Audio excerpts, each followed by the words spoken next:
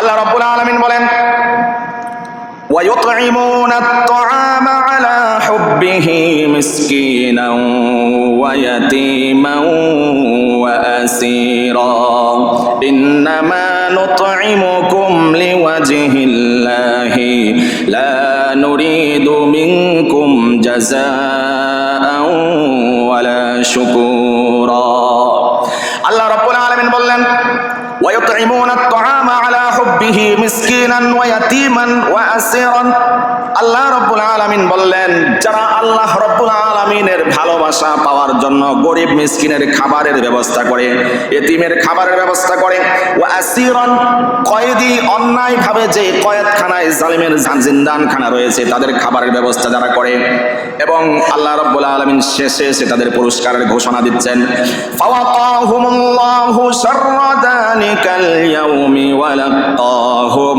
নাদরাতান ওয়া সুরুরা। আল্লাহু আকবার।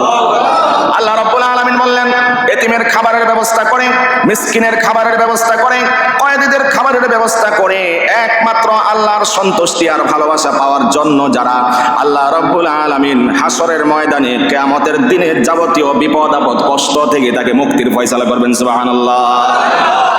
শুধুমাত্র কষ্ট দূর করবেন, অনিষ্ট দূর করবেন এমন নয়, ওয়ালাকাহুম নাদরাতান ওয়া সুরুরান। আল্লাহ রাব্বুল আলামিন সেই ভয়াবহ দিবসের কথা বলছেন, ওই দিনে আল্লাহ রাব্বুল আলামিন তাদেরকে সজীবতা দান করবেন, সাথে সাথে আনন্দ আল্লাহ তাদেরকে দেবেন। সুবহানাল্লাহ। ওয়াজাযাহুম বিমা সাবারু জান্নাতান ওয়া হারিরা। যারা গরিব মিসকিনকে খাবার খাওয়াবে আল্লাহ রাব্বুল আলামিন জান্নাতের রেশমের পোশাক তাদের পরিধান করাবেন। সুবহানাল্লাহ। মুত্তাকিইনা ফিহা আলাল আরাইকি লা ইয়ারাউনা ফিহা শামসান ওয়ালা জামহারিরা। আল্লাহু আকবার।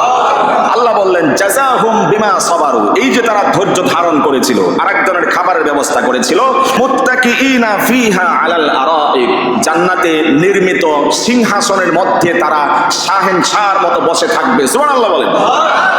তাহলে গরিব মিসকিনদেরকে খাওয়াইলে আল্লাহর পক্ষ থেকে পুরস্কার আছে না নাই? তাহলে খেয়াল রাখবো ইনশাআল্লাহ।